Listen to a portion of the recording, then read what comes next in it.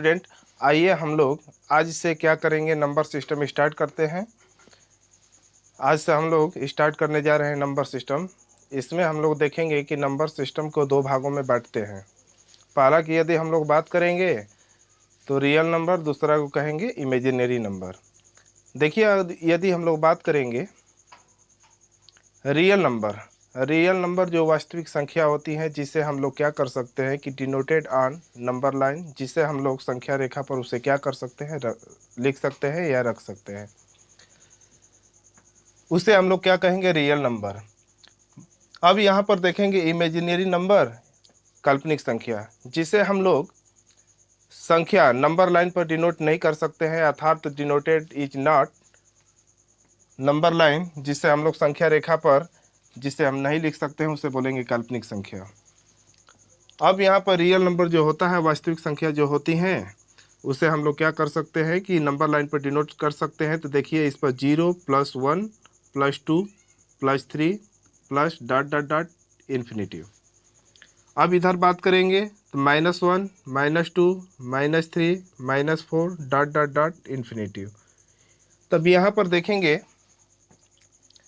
कि हम -2 -1 निगेटिव को भी हम लोग संख्या रेखा पर प्रदर्शित कर सकते हैं, और पॉजिटिव को भी, साथ ही साथ 0 को भी।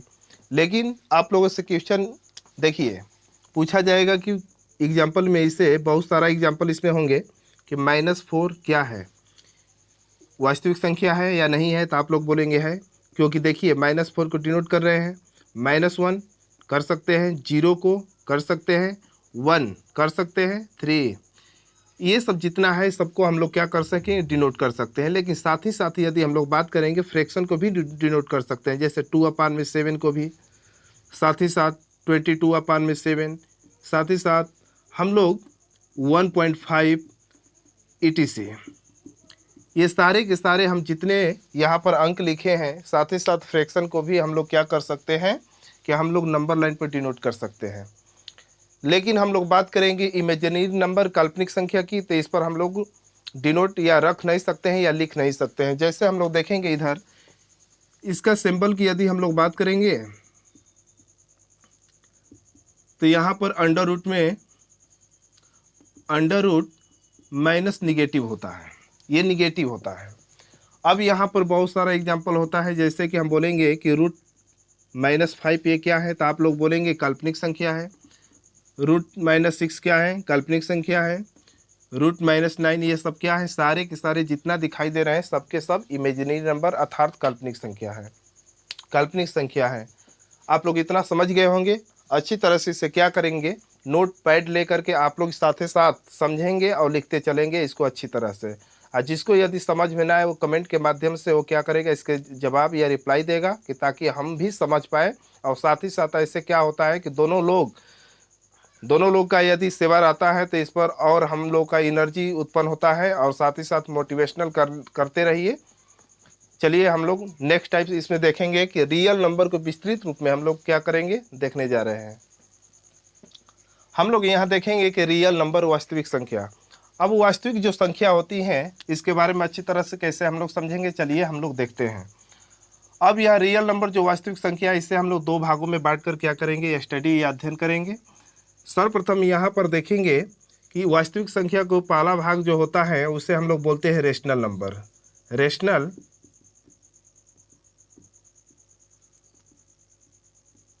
रेशनल नंबर, इसे हिंदी में हम लोग बोलते हैं परिमेय संख्या। परिमेय संख्या। सेकेंड पार्ट जो होता है, इसे हम लोग बोलेंगे इरेशनल नंबर। इरेशनल नंबर, जिसे अपरिमेय संख्या कहा जाता है, अपरिमेय संख्या कहा जाता है। अब यहाँ ये हम लोग समझेंगे कि रेशनल नंबर कहते हैं किसे, इरेशनल नंबर कहते हैं किसे। देखिए, कोई भी अंक हो जिसे हम डिनोट या लिख सकते हैं P/Q के रूप में, बटा के रूप में लिख सकते हैं, जिसे ऊपर वाले को अंश, नीचे वाले को हर, इंग्लिश में न्यूमरेटर और इंग्लिश में हर को डिनोमिनेटर बोलते हैं, जिसे हम P/Q क्यू के रूप में लिख सकते हैं, अर्थात यहाँ कंडीशन भी है कि Q equal not by zero, Q equal not by zero. Q के स्थान पर हम जीरो नहीं लिख सकते हैं, तो इसे हम लोग क्या कहेंगे, परिमेय संख्या। अब ये बात करेंगे P and Q. P and Q दोनों का दोनों जो होना चाहिए इंटीजर फॉर्म में होना चाहिए, इंटीजर फॉर्म, अर्थात पूर्णांक में होना चाहिए, पूर्णांक में होना चाहिए। इतना आप लोग कंडीशन जानेंगे। अब सबके सब जैसे यहाँ पर एग्जाम्पल बहुत सारा लेते हैं, 2/3, ये सब भी क्या है, इसे परिमेय संख्या बोल सकते हैं। 0.7 पर बार, ये भी क्या है, परिमेय संख्या है। 0.32 ये भी परिमेय संख्या है।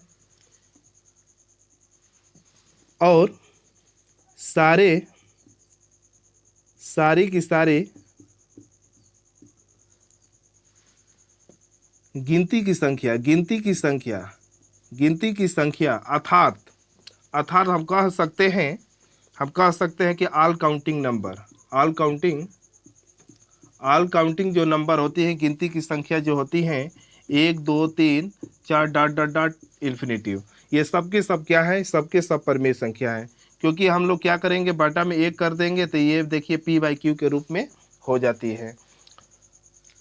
सपोज आप लोगों को समझ में आ गया होगा। चलिए हम लोग बस ये देखें कि रेशनल नंबर परिमेय संख्या जो होती है, हम लोग जिसे पी बाई क्यू के रूप में लिख सकते हैं।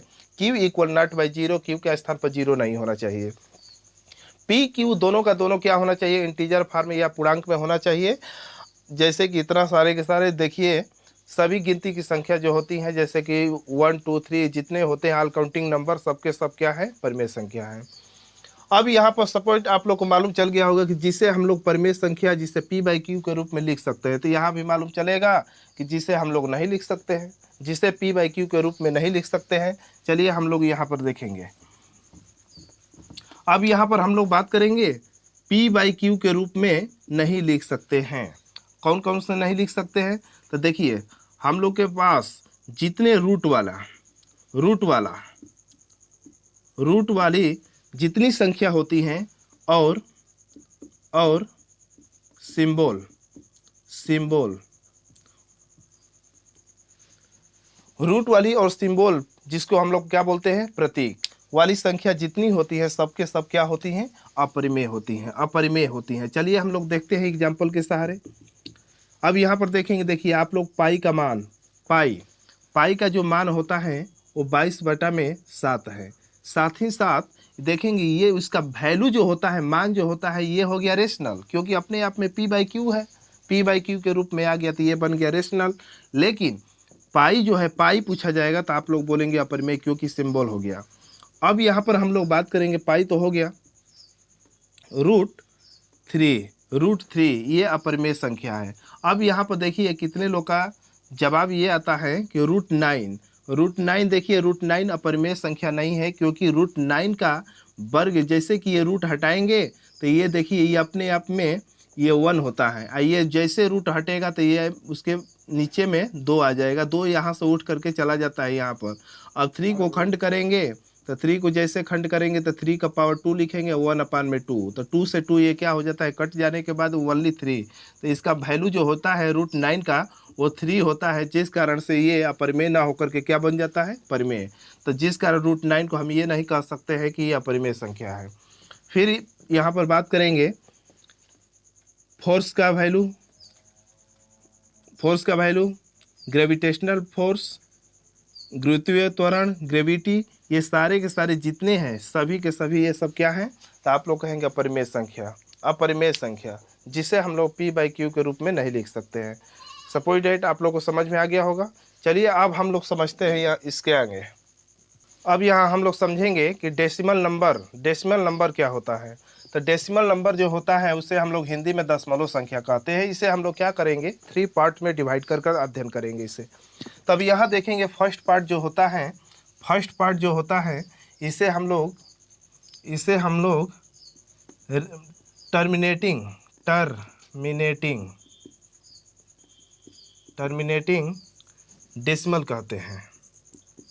टर्मिनेटिंग डेसिमल कहते हैं। सेकेंड जो पार्ट होता है इसे नॉन टर्मिनेटिंग, नॉन टर्मिनेटिंग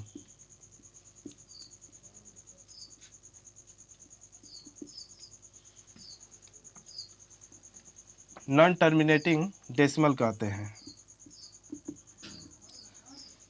अब देखिए सेकेंड पार्ट को भी, थर्ड पार्ट को भी हम नॉन टर्मिनेटिंग लिखेंगे, आप लोग को हम बताएंगे। नॉन टर्मिनेटिंग इसको भी लिख देते हैं। अब यहाँ पर देखेंगे नॉन टर्मिनेटिंग, इसे हिंदी में हम लोग बोलेंगे शांत दशमलव, शांत, शांत दशमलव, दशमलव, शांत दशमलव। अब देखिए यहाँ पर टर्मिनेटिंग डेसिमल जो शांत दशमलव होता है उसे कैसे हम लोग समझते हैं, चलिए हम लोग देखते हैं। टर्मिनेटिंग जो डेसिमल शांत दशमलव, देखिए किसी भी चीज़ में, किसी भी अंक में, जैसे कि यहाँ पर देखेंगे 2/5 है, 2/5। अब हम क्या करते हैं कि देखिए भाग जो देते हैं नीचे वाली अंक से ऊपर वाली अंक में, तब भाग जैसे देते हैं नीचे वाली अंक से ऊपर वाली अंक में, तब देखिए तब ये छोटा है इससे, तो 0 बार लेते हैं, 0 बार। अब यहाँ पॉइंट रखते हैं तो ये इसका वैल्यू जो होता है 20 हो जाता है, 20। तब 5 4 जा कितना होता है 20, तो 5 4 जा 20, तो इसका वैल्यू जो होता है 0.4 हो गया, 0.4। अब इतना ही पर ये क्या हो गया, शांत हो गया, माने ये कट गया, ये अर्थात ये कहेंगे कट गया। तो देखिए जिसका मूड़ी कट जाए वो शांत हो जाएगा, जिसका मूड़ी कट जाए उसे शांत होना पड़ेगा, क्योंकि छटपटाएगा, छटपटा करके वो शांत हो जाएगा। तो आप लोग याद रखेंगे टर्मिनेटिंग डेसिमल शांत दशमलव, जो भाग लगाने पर पूरा पूरा कट जाए उसे हम लोग बोलेंगे शांत दशमलव। तो यहाँ बात हम लोग करेंगे कि 0.4 है ये शांत हो गया।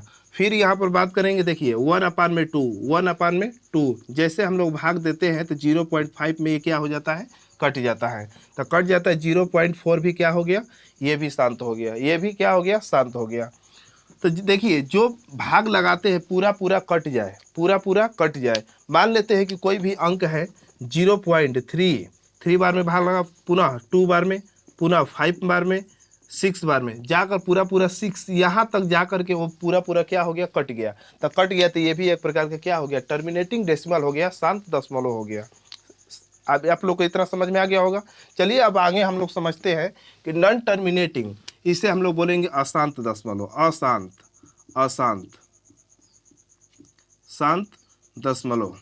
साथ ही साथ इसे क्या करेंगे, हम लोग बोलेंगे नॉन टर्मिनेटिंग डेसिमल, अशांत दशमलव, साथ ही साथ इसे हम लोग बोलेंगे रिपीटिंग, रिपीटिंग डेसिमल, पुनरावृत्ति दशमलव। अब देखिए इसका दो नाम हो गया, नॉन टर्मिनेटिंग डेसिमल अशांत दशमलव, रिपीटिंग डेसिमल पुनरावृत्ति। अब ये क्या करेगा, साथ ही साथ ये कटेगा तो नहीं, लेकिन साथ ही साथ वो क्या करेगा, रिपीट करेगा। चलिए हम लोग देखते हैं यहाँ पर नॉन टर्मिनेटिंग डेसिमल जो होता है अशांत दशमलव, रिपीटिंग डेसिमल। अब देखिए अब यहाँ पर 1/3 है, 1/3। अब क्या करेंगे, देखिए भाग देते हैं तो ऊपर वाला छोटा है तो 0। अब यहाँ पर पॉइंट रखे तो इसका वैल्यू 1 नहीं, अब ये कितना हो गया, पॉइंट का वैल्यू जैसे यहाँ पर रखे तो इसका वैल्यू जो हो गया वो 10 हो गया। तो 3 3 जा 9, 3 3 जा 9, फिर 1 बचा। अब तो दोबारा पॉइंट रखेंगे नहीं, तो अब अपने आप ये क्या होता जाएगा कि 0 बढ़ता जाएगा। तो 0, 3 3 जा 9, 3 3 जा 9। यही प्रक्रिया कितना भी यदि अपने गांव से साथ ही साथ जहां लेकर जाना चाहते हैं, आप थक जाएंगे लेकिन ये नहीं थकेगा। तो आप लोग इसको यहीं पर रोक करके इसे हम लोग कैसे लिखते हैं, तो इसी को बोलेंगे रिपीटिंग डेसिमल, पुनरावृत्ति, बार बार वो आने वाली संख्या को रिपीट करता जाएगा, जिस कारण इसे ऐसे न लिखकर कितना लिखेंगे, तो उसके ऊपर क्या करेंगे, प्रेशर देंगे कि रुक भाई, रुक। अब रुकेगा कैसे, तो अब चलिए देखते हैं। तो उसके ऊपर प्रेशर जैसे देते हैं तो 0.3 है, 3 पर जैसे यहाँ बार दे देते हैं, देखिए उसके ऊपर हम प्रेशर दे दिए, और जैसे प्रेशर दिए तो रुक गया, वो क्या हो जाएगा, रुक गया। तो इसे हम लोग बोलेंगे बार, क्या बोलेंगे, बार। या इंग्लिश में विभिन्न कॉलम बोलेंगे, इंग्लिश में विभिन्न कॉलम। अब मान लेते हैं, अब यहाँ फिर कोई संख्या है 0.72, फिर भाग लगाए 72, फिर भाग लगाए 72। यही प्रक्रिया देखिए कटने का तो नाम नहीं ले रही है, लेकिन यहाँ पर 2 गो अंक है, 2 अंक जो है बार बार वो क्या कर रहा है, रिपीट कर रहा है।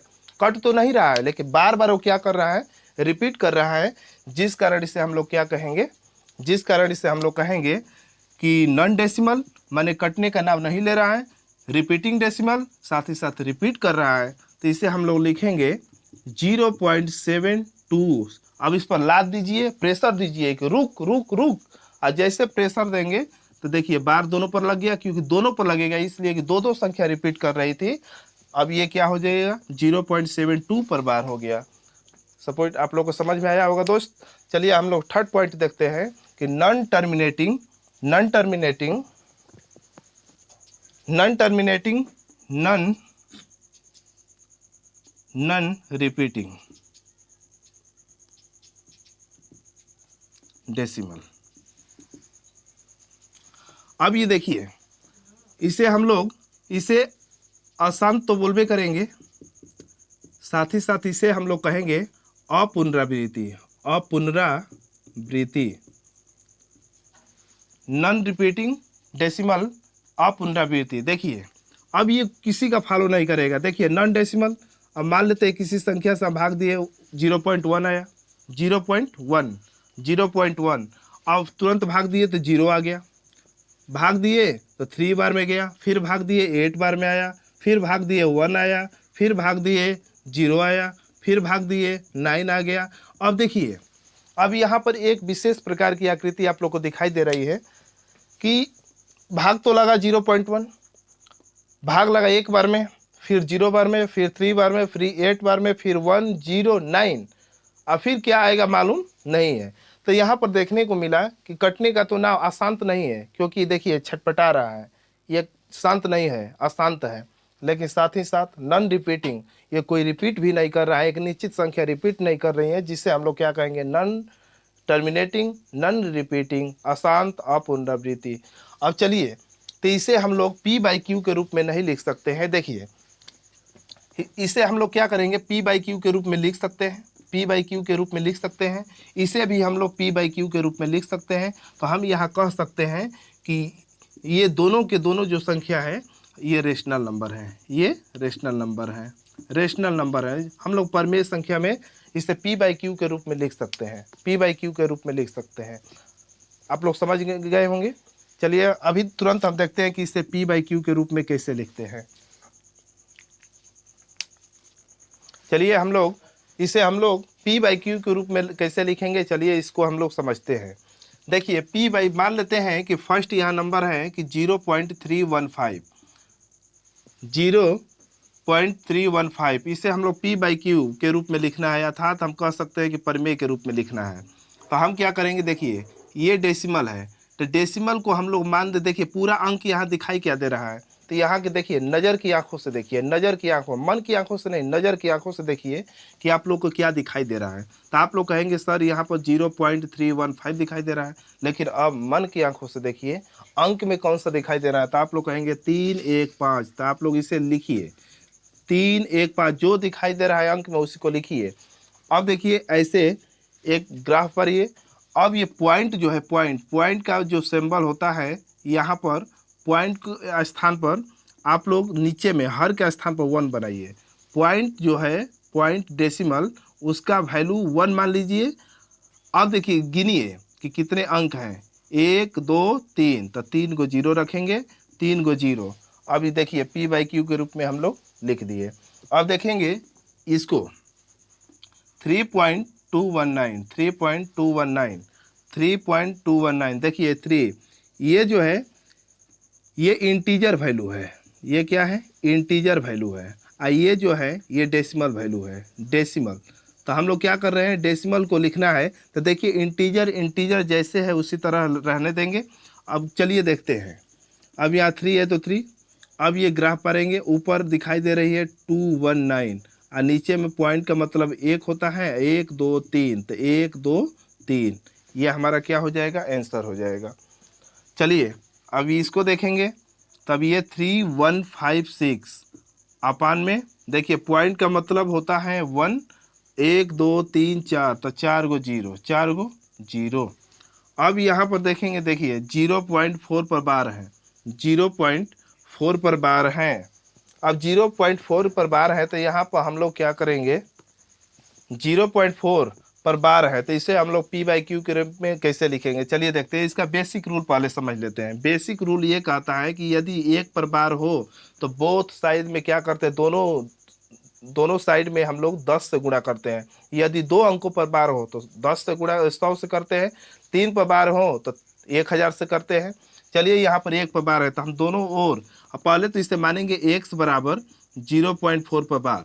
अब ये दोनों 1 पर बार है तो दोनों ओर क्या करेंगे, 10 से गुणा करेंगे, 10 से क्या करेंगे, गुणा करेंगे।